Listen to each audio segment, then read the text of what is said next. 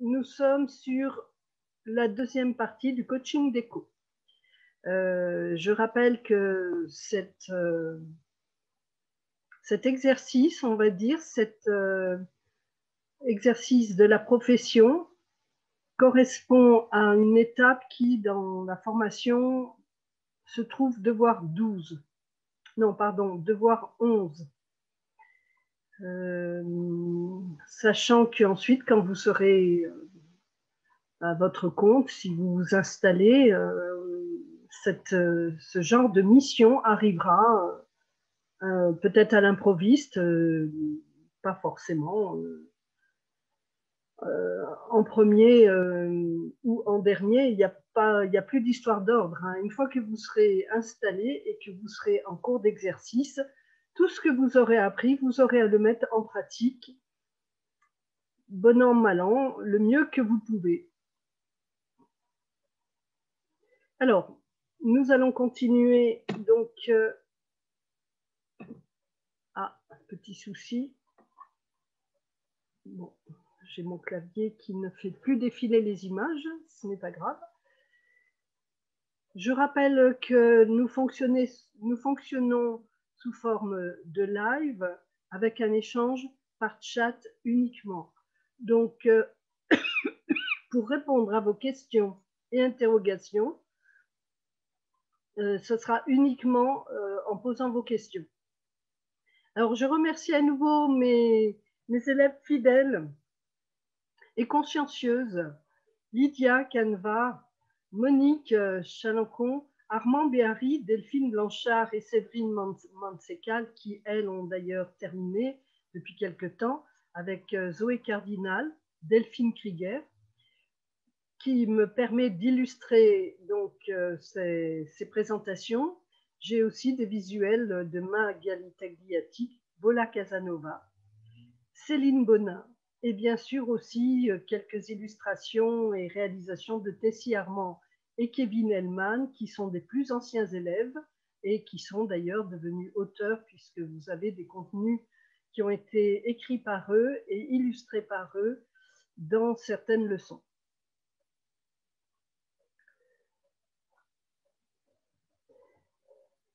Alors, je vais faire un léger petit rappel des objectifs de la séance. Le travail que nous avons à faire, nous, correspond à la planification d'une mission de coaching d'écho. Nous allons aborder en fait surtout la manière de s'organiser et de la présenter. Je rappelle que l'étape 1, nous avions vu quelques anglicismes, quelques mots qui semblent issus de la langue anglaise sans qu'elle soit forcément utilisée dans ces pays. Donc, je n'y reviendrai pas. Pour cela, vous regarderez la première partie. L'étape 2, la relation client et la recherche des solutions. La relation client, elle correspond à toute démarche de designer d'intérieur et décorateur. Il s'agit d'établir le lien. La particularité, c'est que souvent, une mission de coaching déco intervient sur de l'existant, sur un aménagement existant actuel, et que les personnes qui font appel à vous demandent de modifier, mais sans tout déménager. Vous avez ensuite la partie sur les recherches de solutions, des idées concevoir et créer. Bien, bah écoutez, nous avons vu tout ça en première partie. Je vous laisserai retourner et nous allons par contre continuer sur produire les représentations. Il y aura deux parties encore à aborder. Il s'agira de voir comment pouvoir produire des présentations, des visuels, mais aussi ce que vous mettez dans les visuels. Et cela, ça correspondra à la mission qu'il sera engagé. Il faudra que ce soit, je le redirai, je rentrerai dans les détails, à hauteur on va dire, du coût de la mission, du prix que vous aurez élaboré. Ensuite, nous verrons ensemble comment proposer une approche méthodique et personnalisée, mettre en forme, une mise en forme qui est proche de ce que beaucoup connaissent déjà. Dès le devoir 2, on vous demandait de mettre en forme vos visuels de présentation. Pour le coaching déco, il y a des petites variations, ça peut être un petit peu différent. Vous avez aussi l'étape 5 qui consiste à ordonner les représentations et les explications. Il faudra monter le support, nous reviendrons sur le système de présentation de type PowerPoint, mettre en forme les planches et produire des visuels de qualité professionnelle pour une utilisation claire et pratique, et bien sûr, éventuellement imprimer ou remettre un livrable. Pour remettre un livrable, éventuellement, vous pourrez laisser un fichier numérique.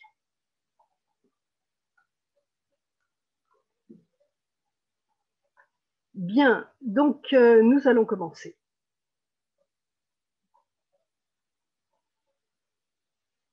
Alors là, je vous remets les différentes étapes, étape 2, étape 3. Je fais un petit rappel sur tout de même quelque chose que vous maîtrisez très très bien. Hein. C'est la production de visuels, organiser les démarches. Ah, pardon, excusez-moi. Et surtout, voilà, c'est sur cette vue que je voulais m'arrêter. Ne pas oublier que vous pouvez toujours, même dans une démarche de coaching déco, et je le rappelle, hein, c'est une mission souvent payée forfaitairement pour un coût fixe.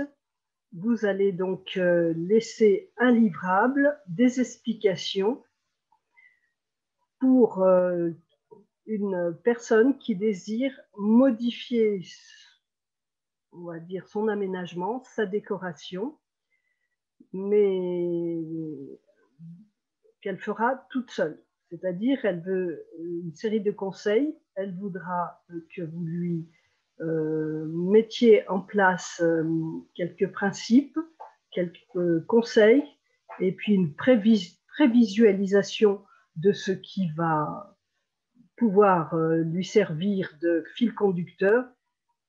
Et n'oubliez pas que dès que vous serez en visite chez votre client, n'oubliez pas de croquer, dessiner, faire des petits plans, prendre des photos. C'est quelque chose sur laquelle je voulais revenir. Vous pouvez utiliser aussi plus ou moins pour une seule pièce, parfois même un système de zoning rapide, coloré, expressif. Et voilà. Maintenant, nous en sommes à l'étape 4, produire les représentations. Représenter à hauteur de la prestation. Alors, là, je rappelle les différentes étapes qui vont nous intéresser. Et puis, je continuerai de reprendre phrase par phrase avec des illustrations pour que vous compreniez mieux.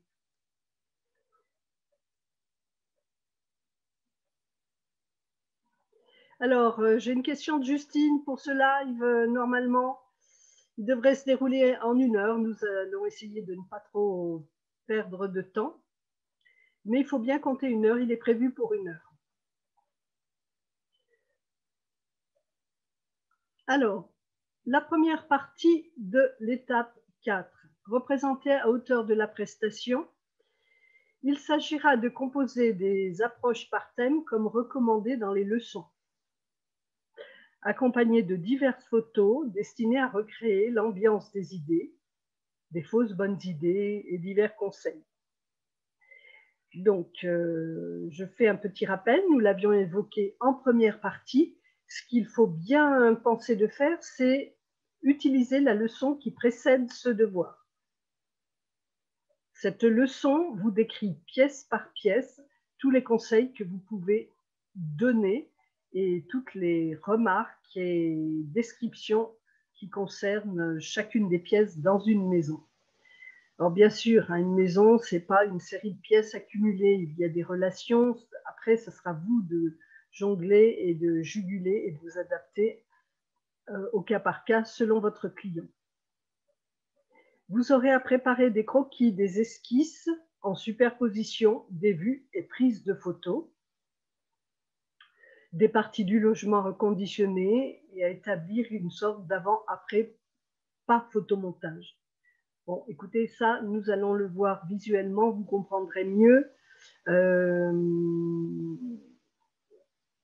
Quelque part, c'est déjà faire une recherche d'idées en dessinant par-dessus des photos prises de l'existant.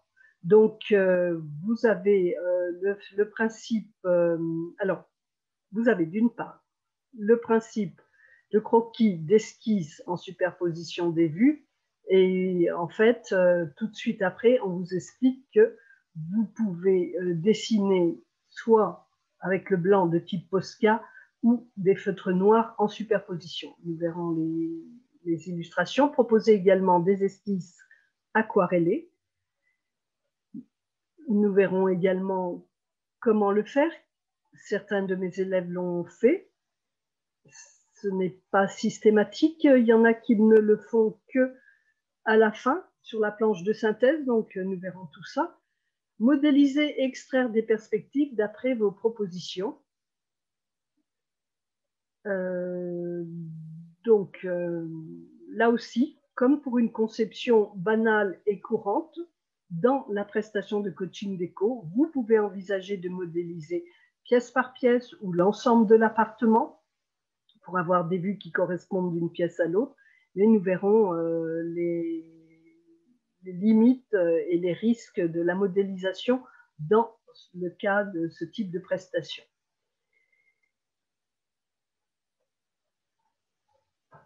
Alors, je rappelle que vous avez toujours la possibilité de procéder, comme vous connaissez bien ces planches, comme à droite c'est expliqué, par photomontage.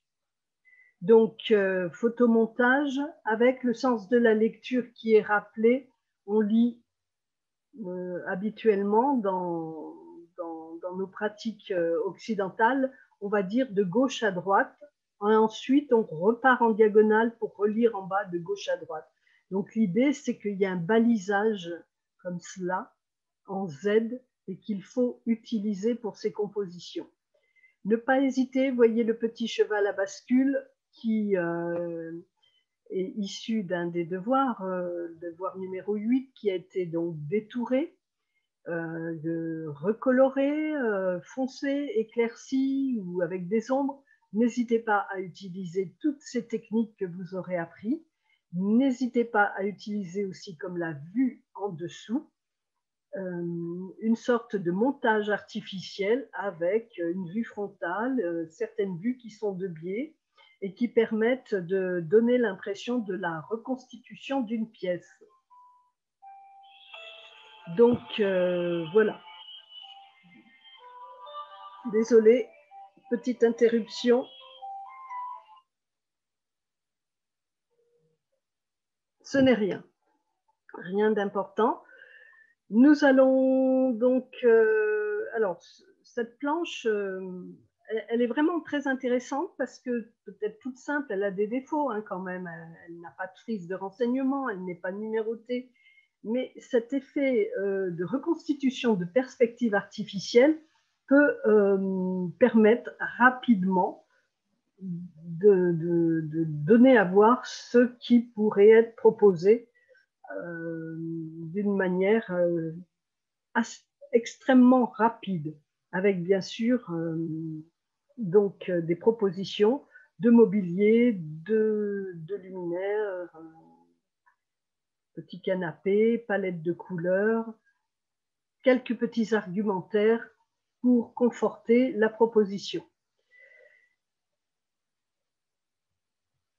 Alors, une autre possibilité, c'est l'avant-après. Vous connaissez bien pour la plupart aussi ces vues d'intérieur.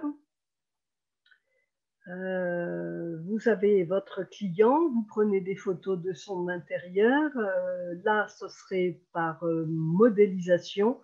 Donc, vous pouvez proposer une reconstitution de toute pièce avec un nouvel aménagement et donc vraiment une confrontation, une mise en parallèle de comme c'était avant et comme cela pourra devenir.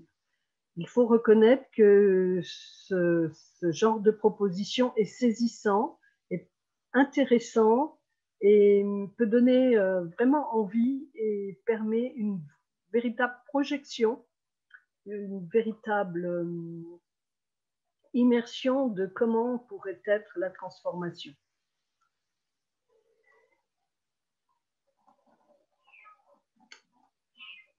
Nous continuons, je ne m'attarde pas, vous connaissez le principe. Ensuite, voilà une autre technique. Vous avez une pièce qui est dépouillée. Bien sûr, il faut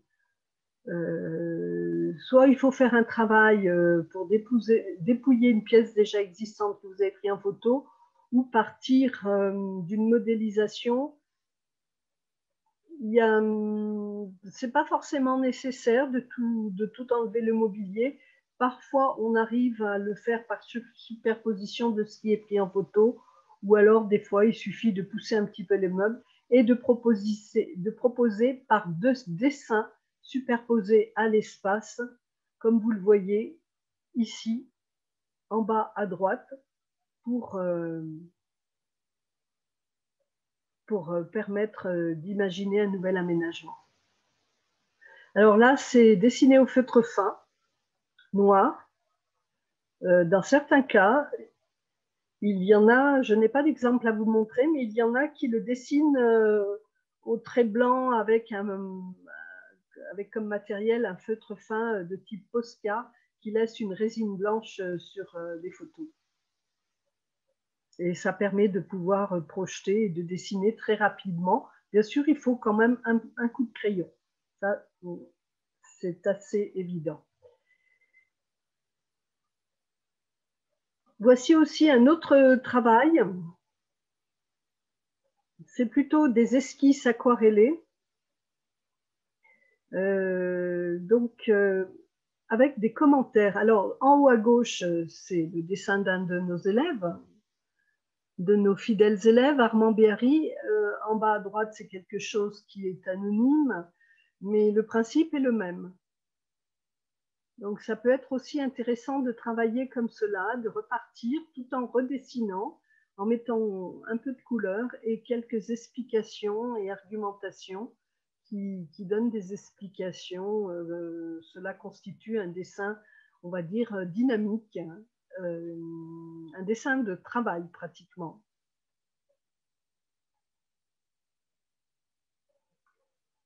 Donc, des dessins aquarellés, différents cette fois-ci, sans explication autour, mais qui montrent les possibilités d'aménagement et même d'évolution, puisque là, il s'agissait d'un lit repliable dans tout un mur de rangement au mur, excusez-moi pour la répétition, on va dire une façade de rangement dans lequel le lit peut être absorbé. Et vous voyez en bas, une fois que tout est replié, la possibilité d'utiliser la pièce, la chambre, pour une autre utilisation.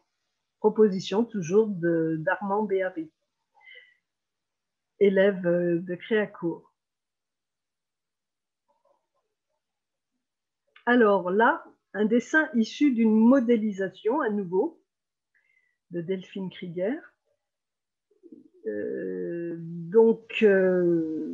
bien sûr, la modélisation demande un certain investissement, un certain travail. C'est à vous de voir si vous êtes suffisamment à l'aise. Hein. De toute façon, vous allez vous améliorer et modéliser de plus en plus vite. Là, la modélisation a permis d'extraire une perspective qui, en plus, présente un certain traitement assez soigné, entre le photoréalisme et le dessin. Il permet même, vous voyez, de représenter une rampe de verre pour l'escalier sur la partie gauche.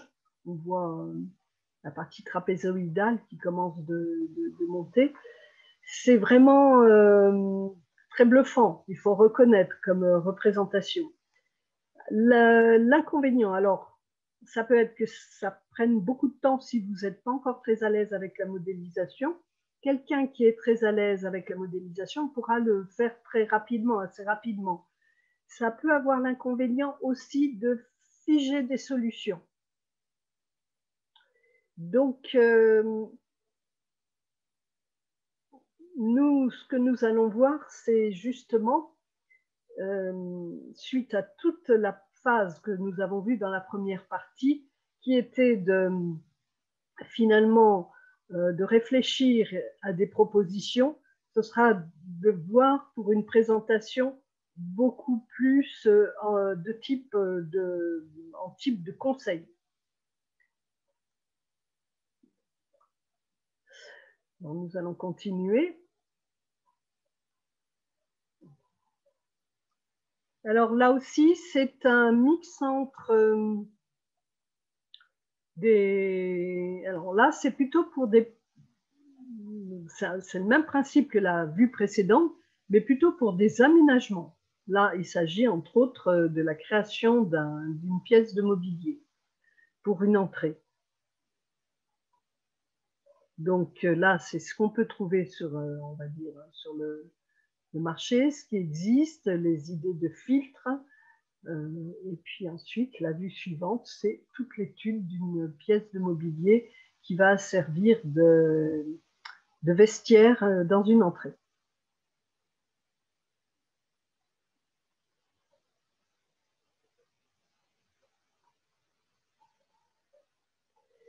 Là, c'est encore une autre technique, c'est plutôt un dessin, comme c'était expliqué un petit peu en dessous. Il s'agit en fait de partir d'une modélisation, de le représenter en dessin, d'en faire un travail coloré au feutre, éventuellement en partie avec de l'aquarelle, du crayon de couleur, et ce dessin qui donne l'impression d'être fait main levée, en fait, part vraiment d'un dessin de modélisation qui permet d'aller assez vite.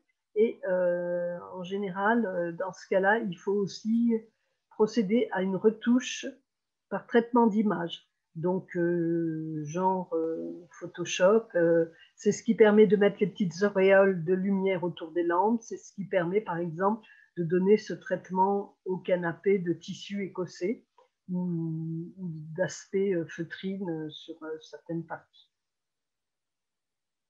C'est ce qui permet aussi des fois de mieux traiter les ombres, comme par exemple ce fauteuil jaune.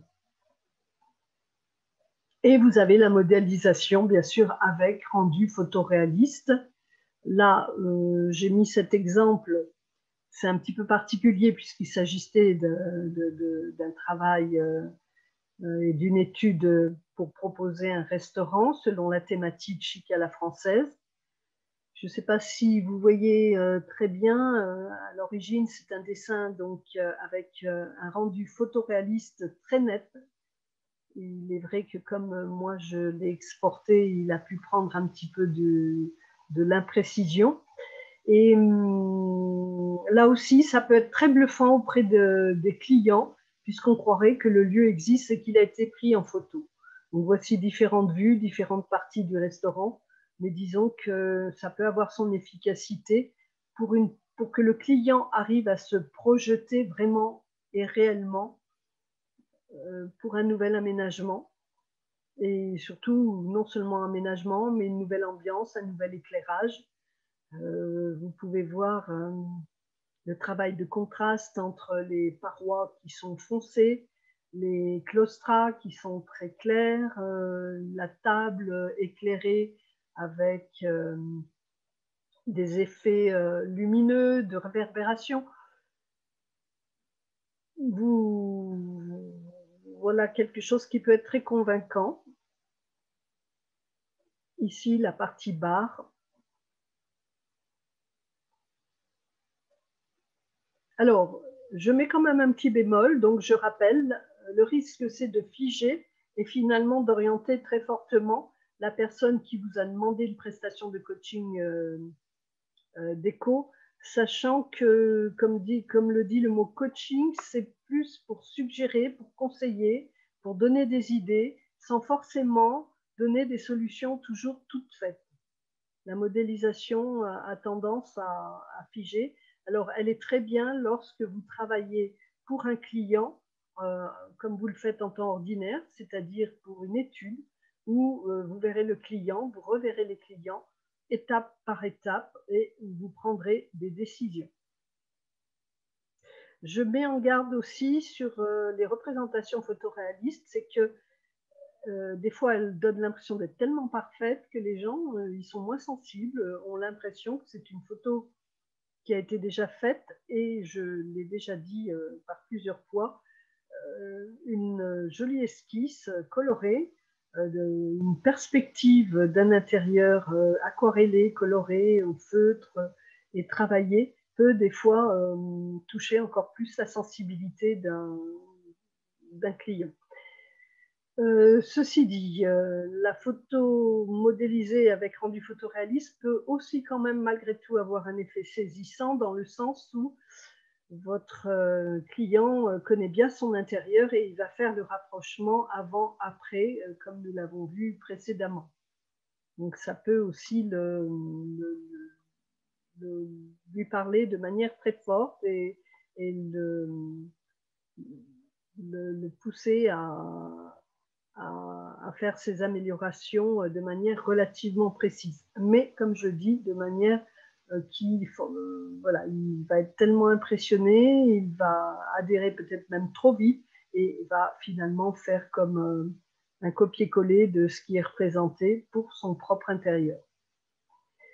Alors justement, l'étape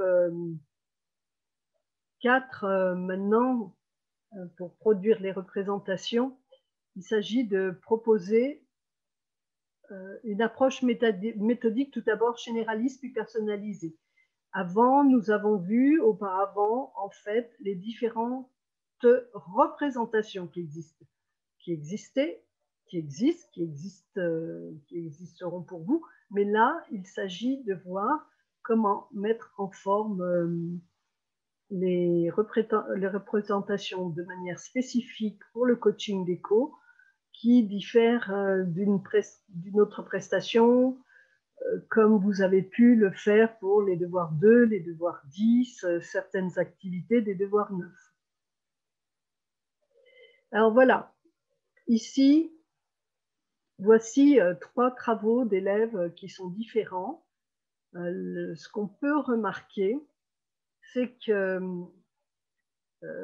on va traiter pièce par pièce, c'est ce qui vous est expliqué aussi dans les leçons et dans l'énoncé du devoir, pièce par pièce en 3-4 planches. On va dire 3 planches, une qui sera une planche en haut de présentation, d'annonce sur quelle pièce nous allons travailler, 3 planches de conseil, et la dernière planche qui sera une planche d'adaptation au projet du client. Alors, les 3 intermédiaires sont des conseils généraux sur la chambre ou sur un séjour ou bien sur une salle de bain. Tout dépend de la pièce que vous avez choisi d'étudier. Mais il y a une chose aussi qu'on peut déjà commencer de voir, et nous y reviendrons un petit peu plus tard, c'est que vous allez les présenter à peu près de la même manière, avec le même fond, les mêmes frises de renseignements, numérotation. Cela ne change pas beaucoup, on va dire, d'une présentation générale comme ce que vous avez fait jusqu'à maintenant. Mais je tiens à le rappeler qu'il faut une certaine homogénéité et rigueur de présentation pour donner une impression de fluidité.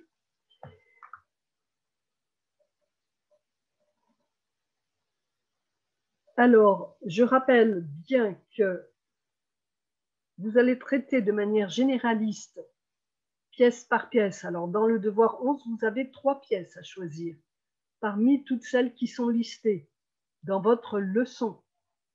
Je rappelle, c'est la leçon 30, dénommée autrement 3030-C. Donc, c'est une présentation qui est faite au fil du cours, sans mise en forme. Et vous allez pêcher dedans pour construire vos planches, mais vous allez aussi les mettre en forme. Alors, j'ai deux types de pratiques. J'ai des élèves qui vont récupérer et pratiquement faire un copier-coller des informations qu'ils trouvent. C'est normal. C'est un premier devoir sur le coaching déco.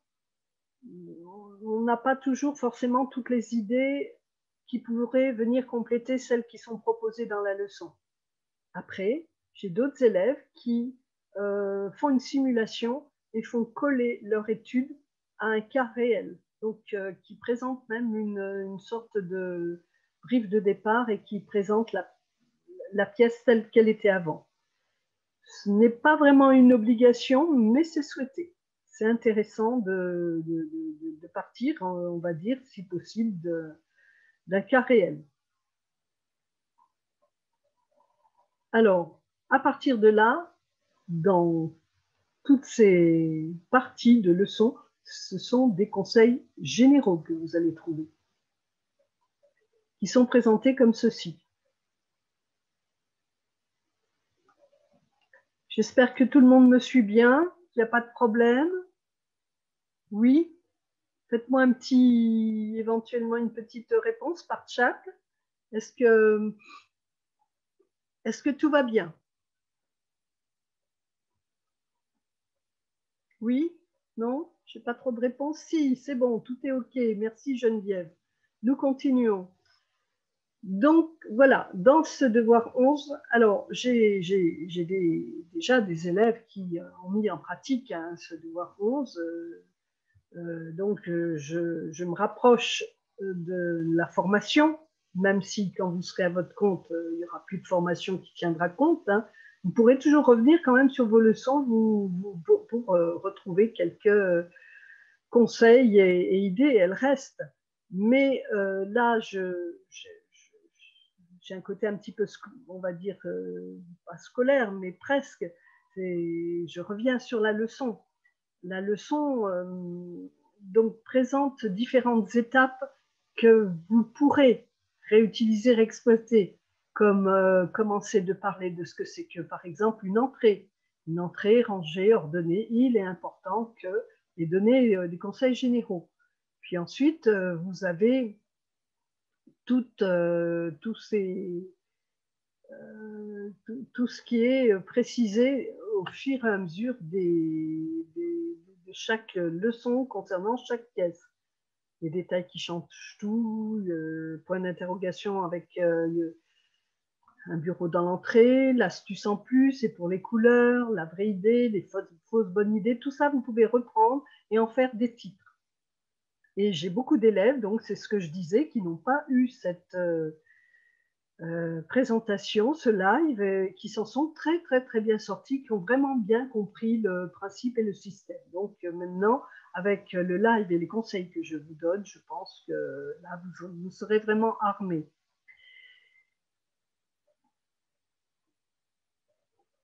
Alors, l'idée, c'est de toujours faire une planche de présentation générale pour la pièce.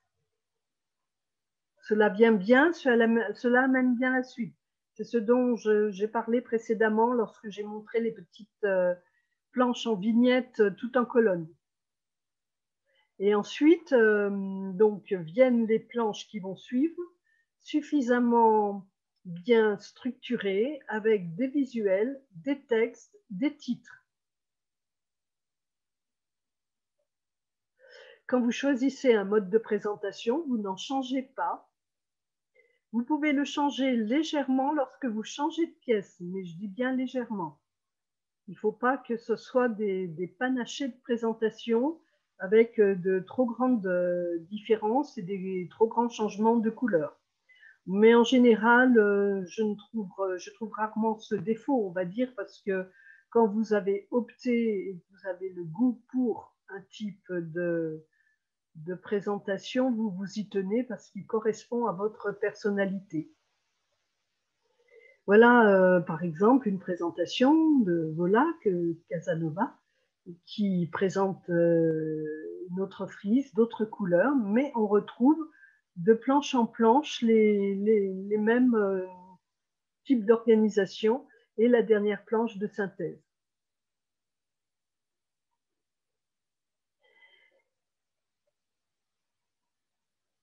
Et la dernière planche de synthèse, eh bien, voyez, elle est intéressante. Elle est soit présentée comme un mood board, ou comme je le suggérais dans la leçon, avec le modèle qui est en pièce jointe, hein, en cliquant le lien.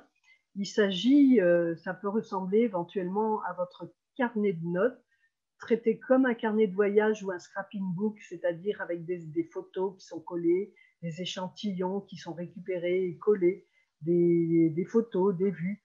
Mais surtout, j'insiste, il est important de produire et de proposer un petit plan d'aménagement et éventuellement aussi, si possible, des petites perspectives, une petite perspective qui accompagne ce petit plan d'aménagement. Alors, ce projet était intéressant et il s'agissait de transformer le garage en studio d'enregistrement. Ça a été une très belle étude avec un plan donc très bien fait, très complet et plein de petites explications autour.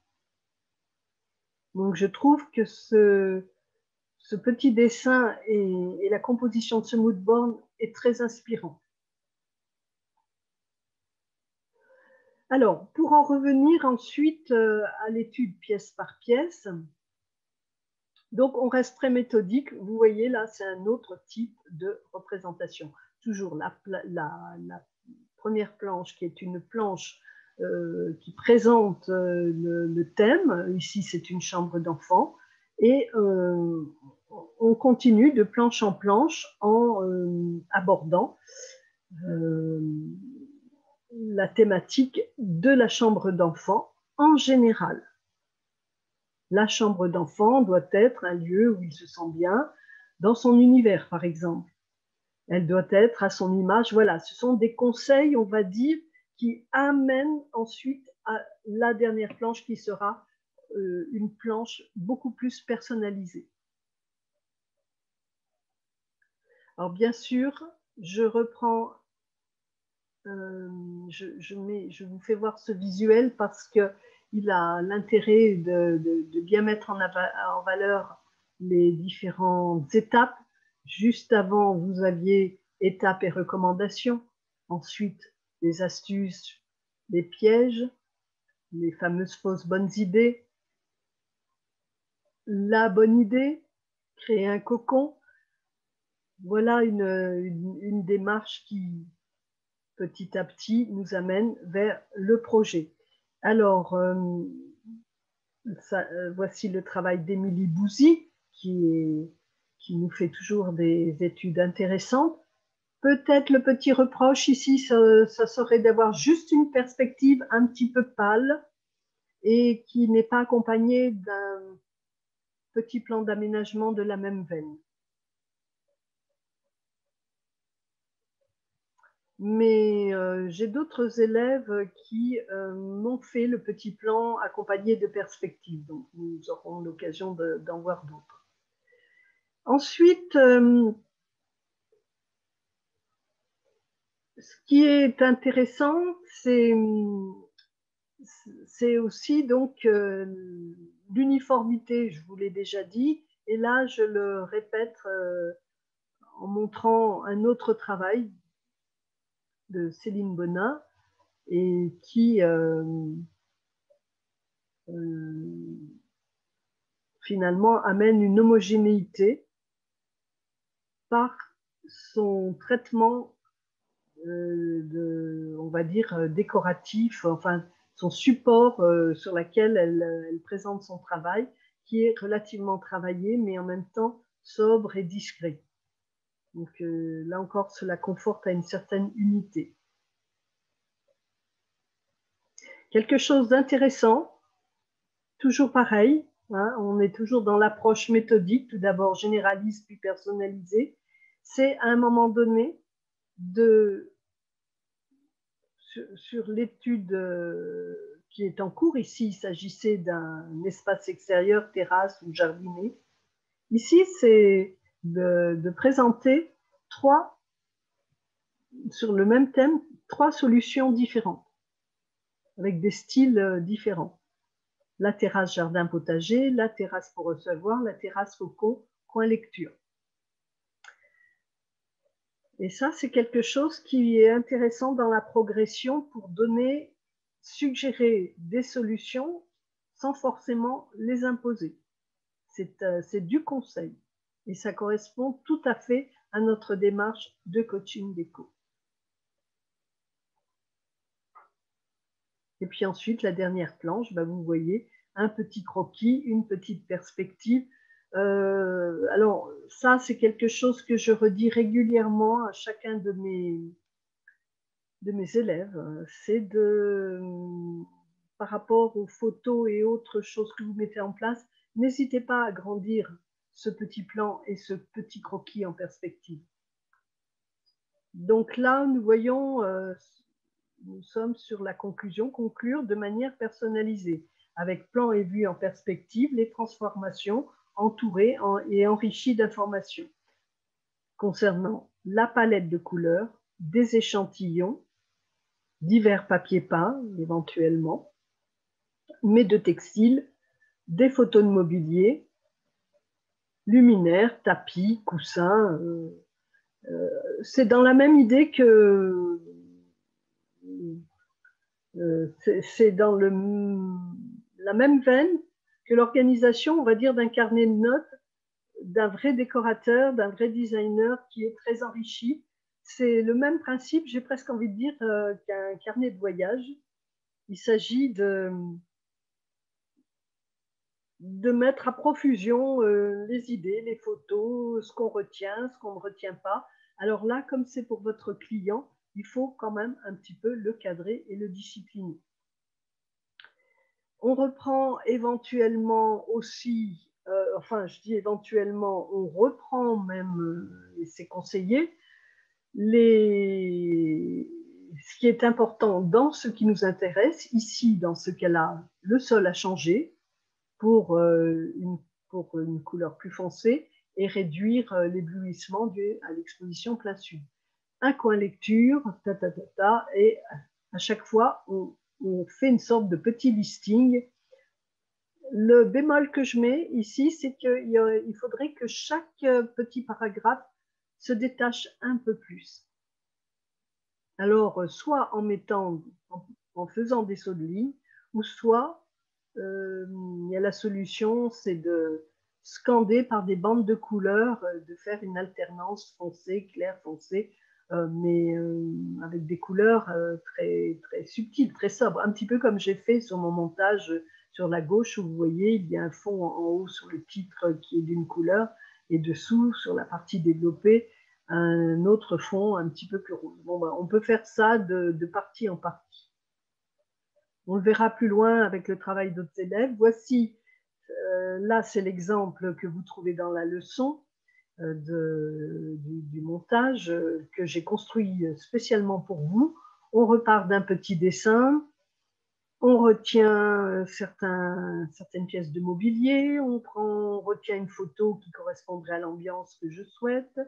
Je note pour mon client que je veux mettre un lit double, un éclairage individuel pour chaque personne dans le lit, un coffre banquette, et je liste.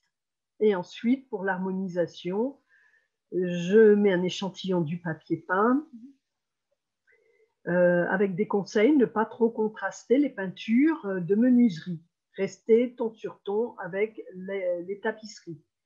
C'est-à-dire que même souvent, on reste ton sur ton et ce n'est plus tout à fait tendance de surligner des plaintes ou des encadrements de placards avec des couleurs un petit peu trop foncées.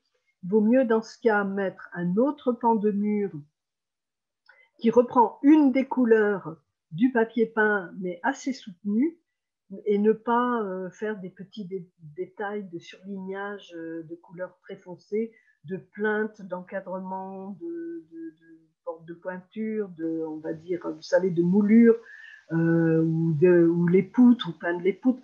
Là, actuellement, ce serait plus de rester sur des teintes plus douces et de noyer un petit peu ces petits détails qu'à une époque on faisait facilement ressortir.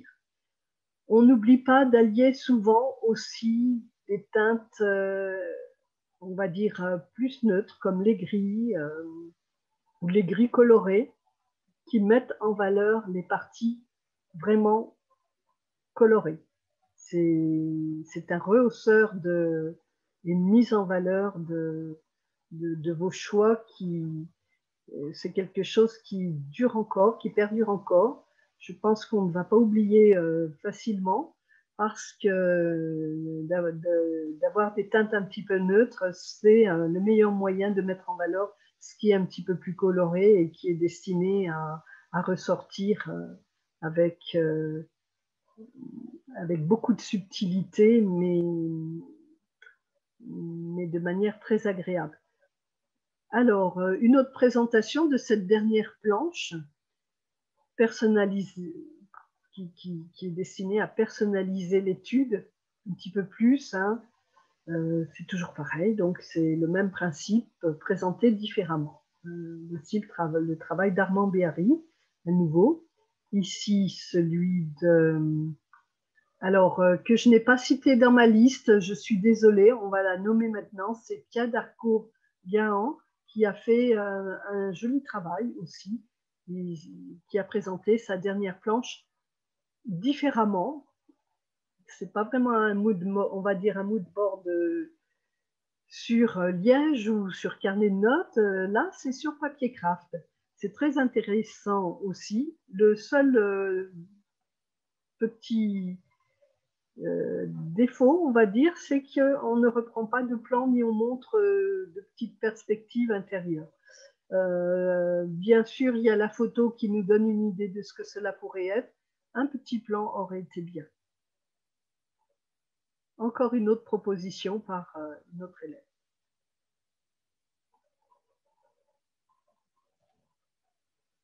Alors là, ce n'est pas un plan, on va dire, dessiné. Il s'agit de modélisation avec des vues en plan perspective. C'est-à-dire qu'on voit fuir les murs. C'est intéressant pour les petites pièces aussi. Et tout en bas, une petite perspective présentée un peu de manière frontale, qui ressemblerait presque éventuellement à une coupe. Donc, je vous laisse apprécier et sur le côté, harmoniser avec les différents accessoires. Alors, nous allons essayer de continuer assez rapidement. Nous passons à l'étape 4 pour la mise en forme. Mettre en forme une présentation. Alors, nous sommes toujours dans l'étape 4 et nous sommes sur la partie mettre en forme une présentation personnalisée. Alors là, on va être un petit peu plus terre à terre et reparler de comment dire d'une part de la rythmique des planches, mais aussi de la façon de les cadrer et de rendre la lecture facile, aisée, voire attractive. Et ne pas hésiter à rendre immergentes certaines photos et donner à vos planches des allures de visuel.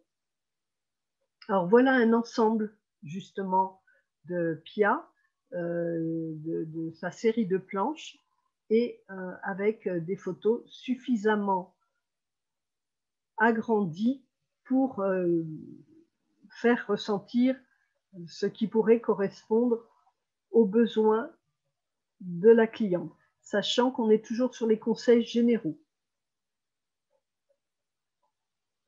Une autre présentation par Armand Béhari. Là, on est sur la partie astuces.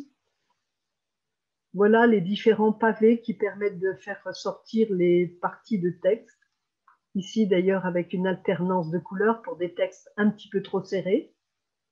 Alors, je ne sais pas si je l'ai déjà évoqué, ou si on sera amené à en parler donc ultérieurement, mais je préfère en parler déjà tout de suite.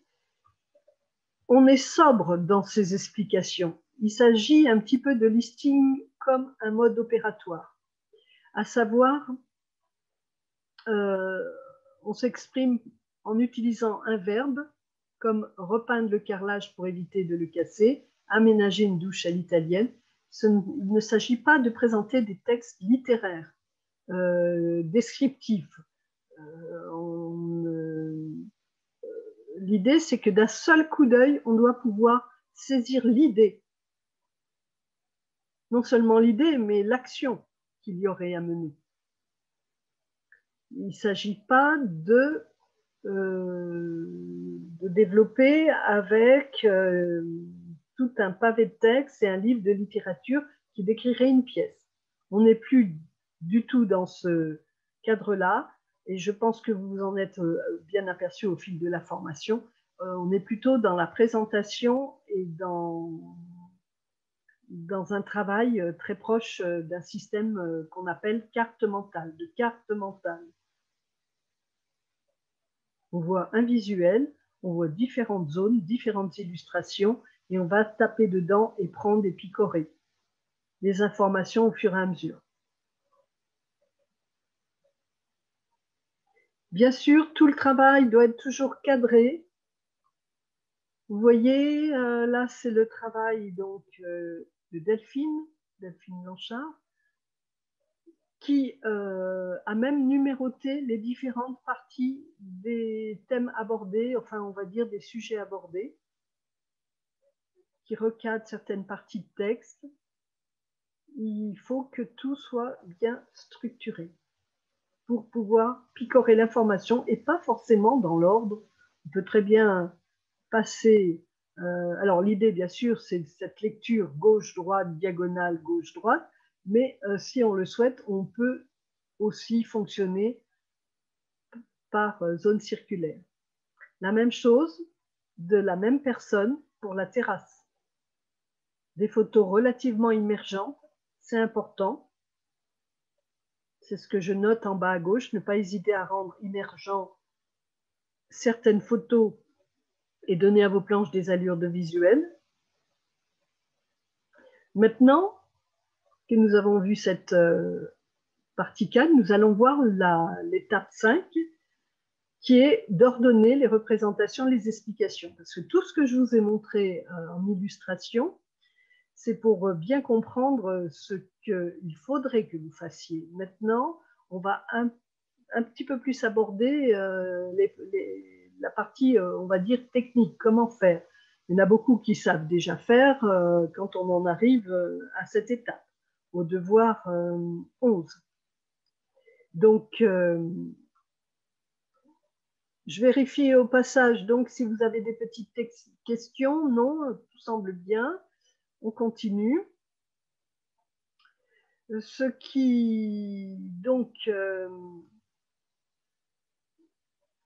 que nous allons aborder, c'est monter le support. Alors, bien sûr, vous savez déjà faire, je le sais, mais je préfère quand même le rappeler. On va repréciser certaines choses sur les techniques, on va dire. Alors, monter les supports, il s'agira en fait de faire un travail d'assemblage et de le faire plutôt sur un support numérique qu'on appelle présentation de type diaporama. Hein, les présentations, après, on peut les mettre en diaporama, comme ce que je suis en train de vous montrer.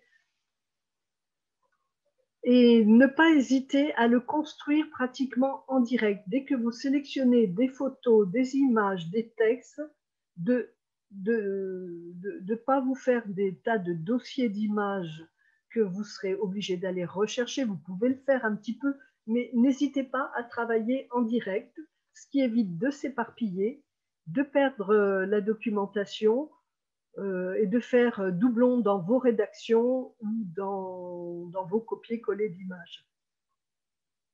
Composez tout de suite vos titres et les parties de votre étude de coaching déco. Préparez une page de garde générale aussi, ne pas oublier, et une page de garde par étude de pièces.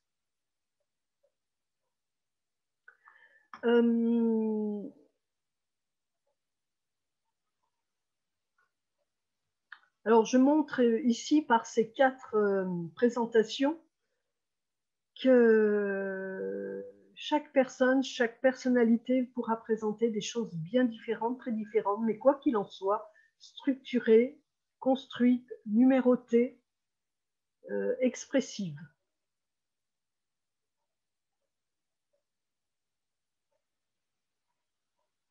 Donc, vous savez qu'avec le principe d'un support de présentation, vous pouvez bouger vos titres, vos petits paragraphes, vos images, vous les mettez au départ un petit peu comme ça de manière aléatoire, et puis ensuite, vous pourrez être de plus en plus précis. Alors, une fois que je vous ai parlé de ça, là, je reviens à... J'espère que vous voyez bien, parce qu'on est en pleine page. Je voulais revenir sur les différents principes, systèmes, on va dire, de présentation qui est disponible sur le marché le plus couramment utilisé.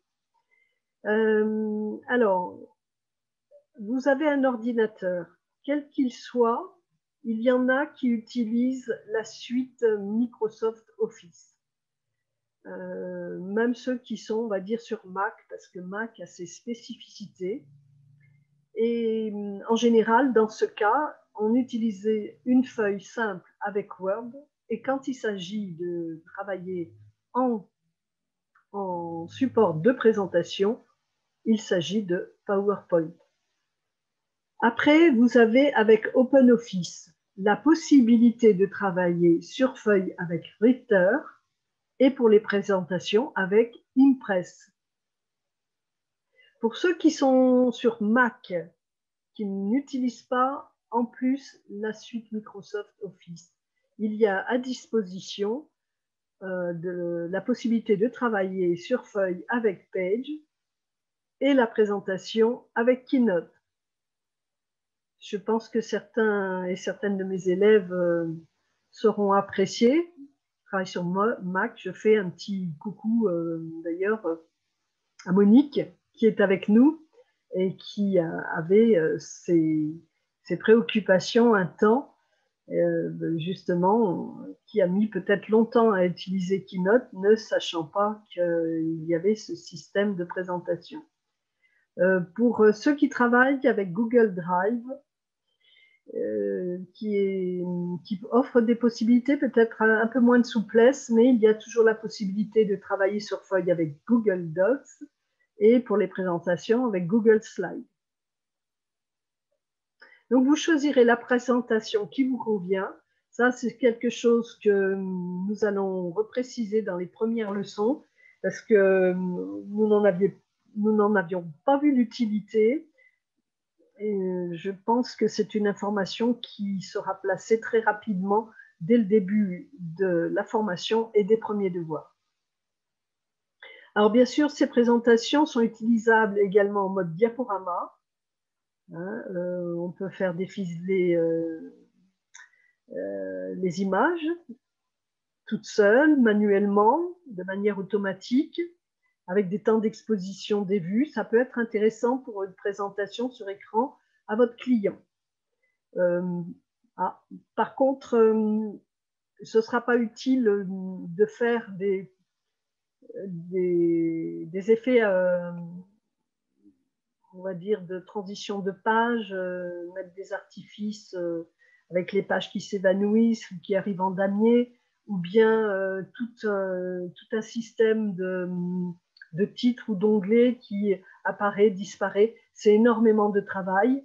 C'est limite presque actuellement un petit peu kitsch, un petit peu vu et revu, et surtout un investissement important. Sachant que votre présentation, vous allez éventuellement soit la laisser sur clé ou soit l'imprimer pour la laisser à votre client, et il faut que vous puissiez l'imprimer en PDF.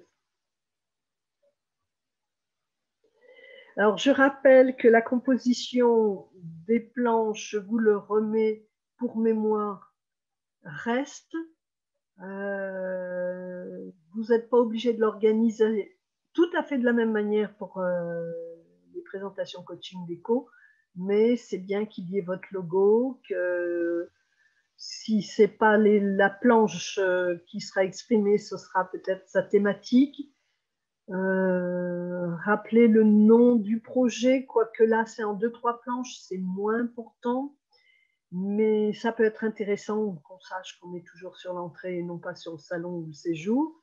Rappelez vos noms, prénoms, vos identités, et puis bien travailler sous forme de carte mentale.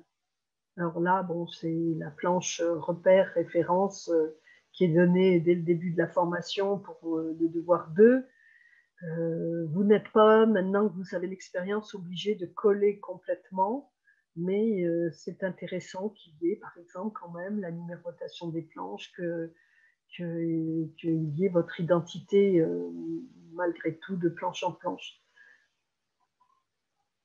Rappel encore à nouveau, pour préparer ces visuels, nous l'avons vu plus haut. Voilà. Ensuite, pour monter ces supports, ne pas oublier de présenter, de préparer, j'incite à nouveau, une page de garde générale de l'ensemble de l'étude. Et ensuite, une page de garde par étude de pièces. Voici le travail d'Armand Béhari, toujours. Je ne sais pas s'il est avec nous ce soir, je ne l'ai pas vu, mais un joli travail de dessin qui est intéressant. Toujours dans l'étape 5, la mise en forme des visuels d'une qualité professionnelle pour une utilisation claire et pratique.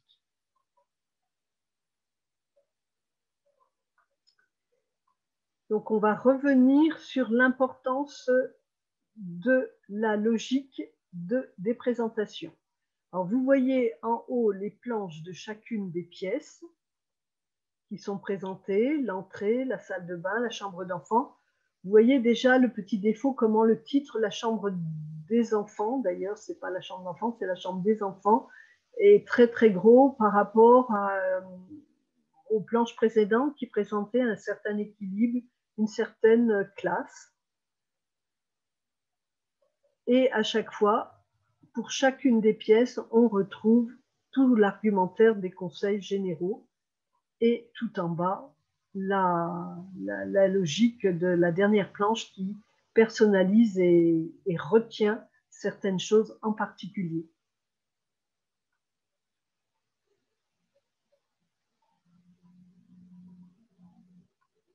Donc, il s'agit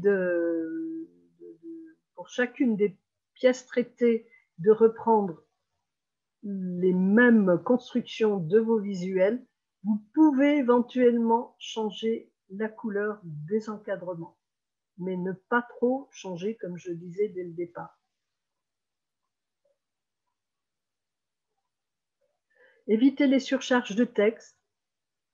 Vous voyez là, c'est intéressant, vous avez les titres, les astuces et quelques petites rubriques simples. Et encore, il aurait pu y avoir un petit saut de ligne, mais c'est aéré, c'est clair.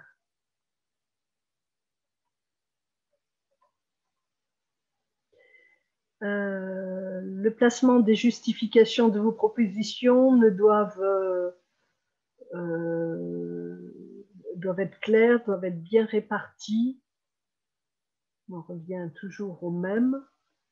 Et pareil pour les visuels. N'oubliez pas le système de hiérarchisation. Alors, dans certains cas, de la même taille pour des informations de même valeur, comparative, excusez-moi pour les petites fautes. Et puis ensuite, parfois, certaines photos seront plus grandes ou mises en avant, devant, derrière, pour arriver à créer une distinction. Vous pouvez aussi faire une présentation de synthèse qui récapitule. Alors, cette planche n'est pas extraite proprement parler d'une étude de coaching déco parce que jusqu'à maintenant, j'ai personne qui me l'a trop fait parce que dans les leçons, on ne retrouve peut-être pas forcément ce conseil. Donc, c'est plus un travail qui a été fait par Zoé Cardinal dans le Devoir 14, le projet professionnel de fin de formation. C'est intéressant aussi.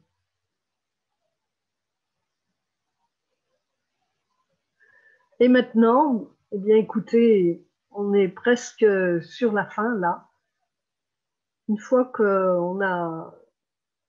vous avez construit et que nous avons construit tout ce travail de mise en place, d'abord de recherche, d'idées et de construction des présentations, il ne faut pas oublier que ce travail est destiné à être imprimé. Il s'agit de remettre un livrable et éventuellement un fichier numérique. Donc, cette page récapitule le fait qu'il y aura eu 1 ou 2 rencontres préalables, 3 peut-être. Tout dépend du prix que la cliente veut mettre et de ce que vous pouvez lui proposer. C'est pas une démarche normalement où il faut venir, revenir et proposer une dizaine de rendez-vous. C'est plutôt une démarche qui est une mission un petit peu rapide et claire, pas trop onéreuse pour le client, mais vous devez quand même être efficace, le satisfaire. Donc, vous avez quelques réunions préalables et après, une fois que vous avez travaillé et pu construire cette étude, il est important de convenir d'un rendez-vous et d'officialiser cette remise du livrable qui correspond à la mission de coaching déco par une présentation également verbale et un commentaire verbal. Il ne s'agit pas juste de lui remettre, d'avoir le paiement et de partir. Il faut que vous présentiez vos commentaires, votre analyse, que vous fassiez une lecture commune. Bien sûr, hein, la partie, on en parle rarement, vous aurez à demander le solde de votre note d'honoraire, vous avez pu demander une première partie éventuellement. Et puis, repréciser avec tact si le client a le droit ou pas et dans quelle limite la possibilité de vous contacter pour conseil s'il y a en quelque sorte un service après-vente. Voilà, donc voici le rappel des quelques planches par pièce que vous allez remettre. Si vous voulez qu'il y ait des liens de pièce en pièce, bien sûr, vous pouvez ajouter une pièce, une présentation particulière pour, par exemple, le couloir ou des éléments qui pourraient interagir entre ces différentes pièces. Vous allez donc remettre sous forme de livrable, c'est-à-dire soit relié, soit graffé, soit broché, mais de manière simple. Il ne s'agit pas non plus de faire des opérations coûteuses. Parfois, ça peut être un carton à dessin, planche par planche séparée. Donc ça, c'est le côté technique et pratique, on va dire, de remise de livrables. C'est ce qu'on appelle remettre des livrables. Il s'agit donc de remettre des planches, éventuellement des écrits, un commentaire qui accompagne, une lettre. Mais nous, tout doit être normalement réuni dans ce système de présentation.